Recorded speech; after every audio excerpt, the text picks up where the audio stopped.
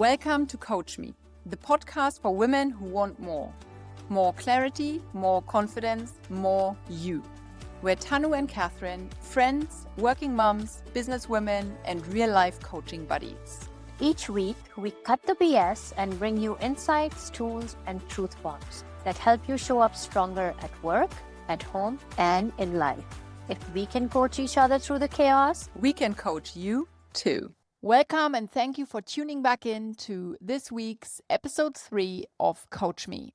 We're so glad you're back, and if you got this forwarded, someone must really care about you. Please do send in questions we can tackle in one of our next episodes.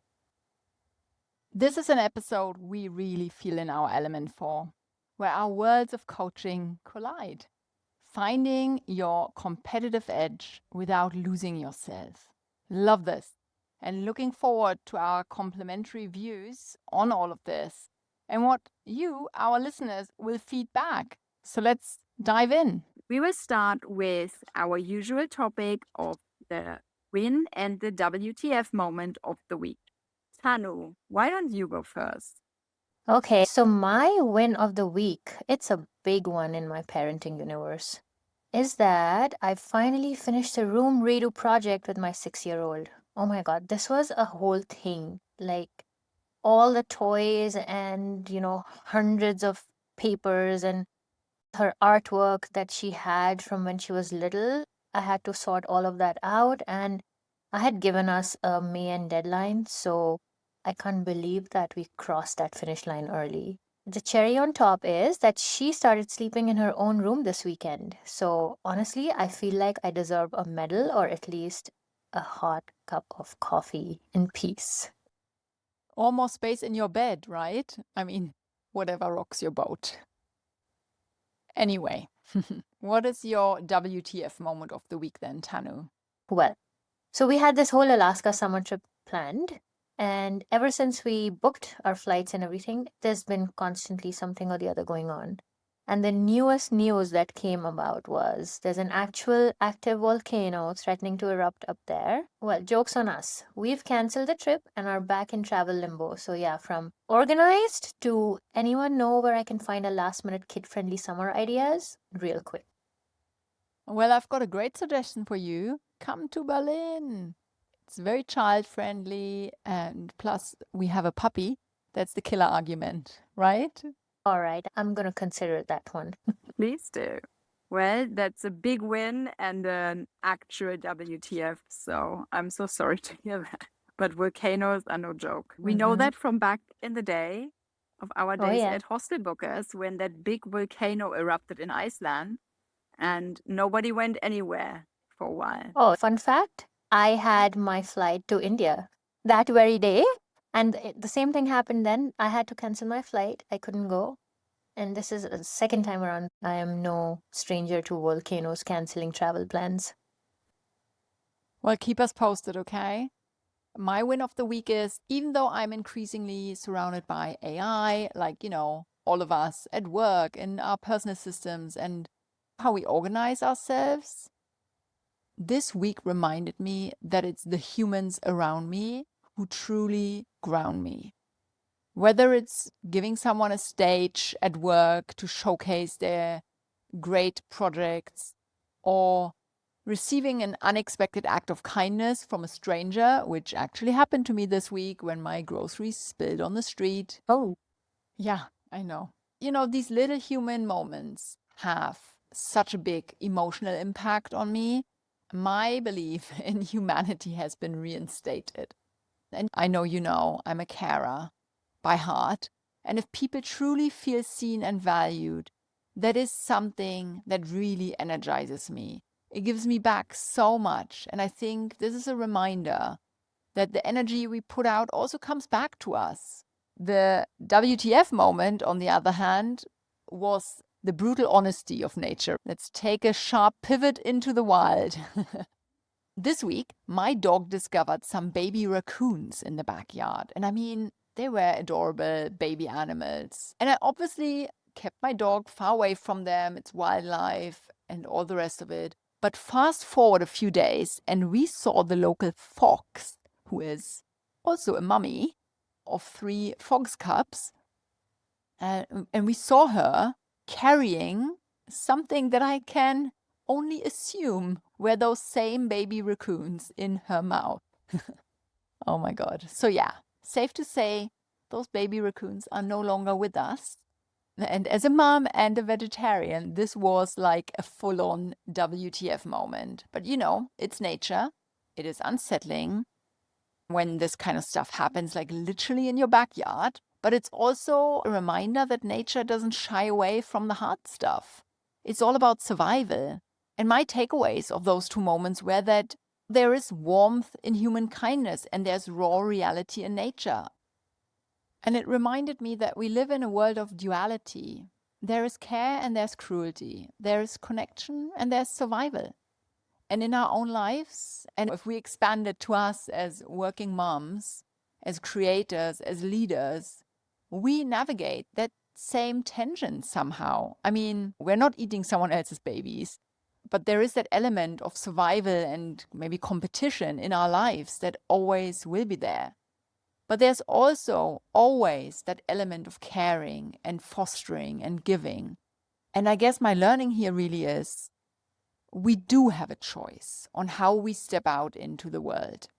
We can choose compassion, we can choose presence, and we can choose humanity, even in a world that's increasingly digital, or even when life gets messy. Because how we show up for others and for ourselves does make a difference, and it is a choice. So I hope for our audience there is a learning in there as well, like there was for me. All right, I would say that brings us nicely into the next topic of some real talk. Tanu, I would like to do a real talk check-in with you on a topic that I know mirrors your duality, the balancing act between motherhood and ambition. One of our listeners sent in a question, and I think you'd be great to answer this. Here it goes. Becoming a mother has completely shifted how I see my career and what I even want to be ambitious about. I used to chase titles and promotions, and now I find myself questioning what success really means to me. How did motherhood impact your own ambition? And can you coach me through this shift in priorities, please? This is such an important one. Before I became a mom, I was chasing ambition that was expected of me. The kind that looks good on paper, the world expects certain things from you, like the titles and the constant moving up and the achievements. And I was just trying to tick all the boxes. The boxes comes a lot of frustration and anxiety and stress as well. And I didn't realize that I wasn't asking if those boxes even belonged to me. Motherhood was then like a wake up call. So suddenly I'm like holding this tiny human who would one day look to me for what strength, success, and fulfillment looks like. And now I'm thinking, okay, do I really want her to inherit this version of ambition that leaves no space for joy, rest, or authenticity? That's when everything shifted. Now, ambition for me is driven by alignment with my values, my energy, and my purpose. It's not about doing more, it's about doing what matters. And that's something I coach a lot of women through. Letting go of externally defined ambition and redefining success on their own terms. Ambition rooted in alignment is sustainable. Ambition built on proving your worth will burn you out. So now my ambition includes things like being present for bedtime stories and games with her and protecting my peace and building a career that reflects who I really am and not who I thought I had to be. And that version of ambition really feels so much more powerful compared to how I thought it should be previously. Kathy, how would you describe your experience balancing motherhood and ambition? I guess the biggest shift I experienced since becoming a mom was learning to live with the very real split between that deep focused time at work as well as that meaningful present time with my daughter. That division had to become tangible and visible. My priorities had changed, and so did my energy and availability. I couldn't just work endlessly anymore. And in the beginning, I felt so much guilt about that. Just stopping a task when it's not done, not hitting a deadline or not prepping as much for the next day as I wanted to. And I thought I wouldn't be taken seriously anymore if I wouldn't prep for perfection and deliver perfection. What helped me tremendously was the amount of support I received. When I returned to work after mat leave, my bosses were incredibly encouraging. And that support was a game changer for me. And I know not everyone receives that support, but it helped me shed a lot of that imposter syndrome and reminded me that I'm still deeply valued. Not despite being a mom, but because of everything I bring with that experience. And I learned to put my focus a lot more in depth into that fixed time frame I had available. I guess something we touched on in the last episode as well was that I had to learn to give myself permission to rest, being really honest with myself about my mostly time-related limitations, but at the same also to not feel so guilty about still being an ambitious career woman. That was a breakthrough.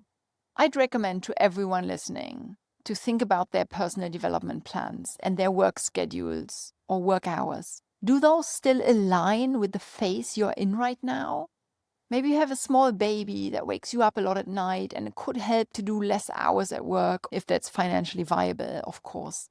Or at the same time, your personal development plan can take into account, for example, that you have a bigger child already and maybe you will have more hours available in the near future, so you could start training up to level up at work. And of course, babysitters or recurring childcare arrangements are an option for a lot of moms as well, or a lot of parents. They are helpful, but of course, that's a luxury. So I'm really keen to hear more recommendations and feedback from our audience, dear listeners. Let us know how you choose to show up as a working mom and what you prioritize, how you prioritize, and what helps you make those decisions.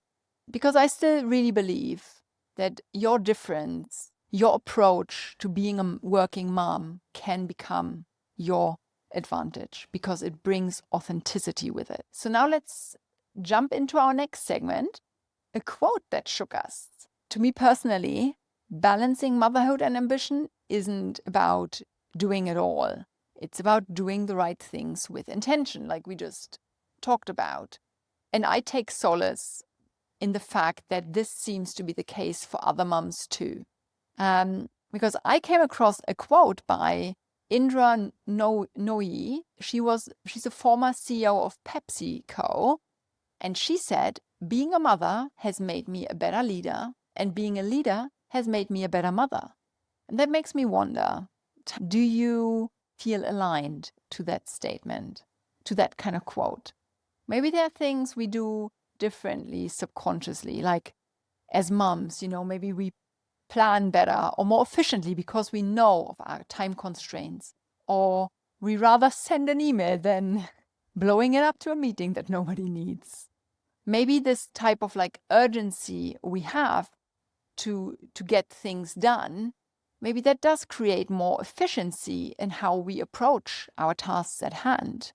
So time constraints maybe do help us to focus on what's really necessary. What do you think, Tanu? In your experience with clients, do you feel like motherhood makes them gain or lose their edge, or maybe gain a new edge that they didn't have before? And how would you coach them through feeling imposter syndrome or comparing themselves to others at work as working moms? Yeah, absolutely. And it obviously comes from the cultural aspect of things as well. Like coming from a South Asian culture, we get a lot of expectations put on us by people that surround us when it comes to ambition and career. And sometimes you realize that what you end up doing with your life is completely different from what you actually want to do. So it's very common for South Asian people to discover themselves later in life and find their alignment and their true values, because there's so much of this cultural aspect of expectations and labels that we get from our authority figures around us. Yeah, that quote from Indra Nooyi is such a grounding one, Kathy. It totally resonates. But I also want to hold space for the fact that it doesn't always feel true when you're overwhelmed. So many of my clients who are working moms come into coaching feeling like they've lost their edge. They're constantly comparing themselves to the pre-kid version of themselves or colleagues who don't have the same demands at home. They're asking, am I falling behind? Am I less ambitious now? But what I tell them is that motherhood doesn't dull your ambition, it actually redefines it. It sharpens a different edge. You develop what's called the micro mastery, the ability to make sharp decisions in compressed time. You learn to prioritize like a CEO and cut through noise like a laser. You don't waste energy because, frankly, you cannot afford to. That's not a weakness, it's actually an evolved form of leadership. There's actually research to back this up. McKinsey's Women in the Workplace report found that working mothers are just as ambitious as their peers, but they're more likely to prioritize meaningful work and seek environments that support flexibility, purpose, and well being. That's not stepping back, that's stepping smarter. Here's a quote that I love from Reshma Saujani, who's the founder of Girls Who Code. The skills you gain from motherhood, crisis management, negotiation, endurance, are not soft skills, they are power skills. I like that quote because it reframes motherhood not as a detour from leadership, but as a masterclass in it. So when imposter phenomenon shows up, when they feel like they're not doing enough, I remind them, you are operating with depth, resilience, clarity, and courage. Those aren't soft traits, and that's your competitive edge now. One that's quiet, but potent as hell. And if you think about the examples around us, I don't know if you remember that picture of Whitney Wolfe Herd, the CEO of Bumble. She was the youngest woman to take a company public in America. And when she was ringing that NASDAQ bell, I remember that picture with her 1-year-old son on her hip while she's ringing that bell. And on the other hand, there's examples like Ariana Huffington, who published her first book in late 30s and then co-founded the Huffington Post at 55. And she has 2 kids as well. So some women find that success or purpose later in life. So I know that as women, it's not just about how much we have to give up when we become mothers. It's also this clock that we have, an invisible clock that the society puts us through, like, oh my God, we have not done something by the time we are 30 or 40 or 50. And then we start feeling like, I only brought up 2 kids. What have I really done with my life? But that is also a lot. So whenever you're ready to get up and, take life by the balls and do something that you want to do or chase something you want to chase and have that ambition, you have the competitive edge from being a mother already. You just need to find it.